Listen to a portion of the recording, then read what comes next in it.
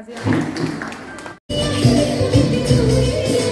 গছজোপাক ক'লে মোক আৱৰি মেলি দিবানে পাতৰ আঁচল তোমাৰ ছায়াত অলপ জিৰ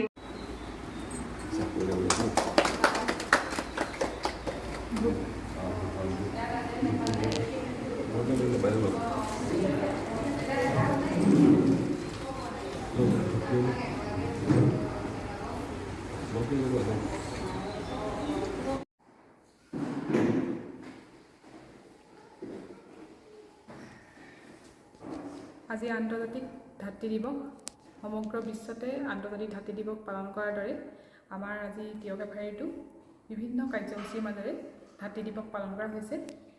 বিভিন্ন কাৰ্যসূচীত আমাৰ অনুষ্ঠানত উপস্থিত থাকে আমাৰ চিকিৎসালয়ৰ অধ্যক্ষ মহোদয় ডক্টৰ শ্যামন্ত মাধৱ বৰুৱা ছাৰ, লগতে জ্যেষ্ঠ চিকিৎসক ডক্টৰ দুলুমণি কলিতা বাইদেউ আৰু আমাৰ চিকিৎসালয়ৰ সমূহ স্বাস্থ্যকৰ্মী উপস্থিত থাকে।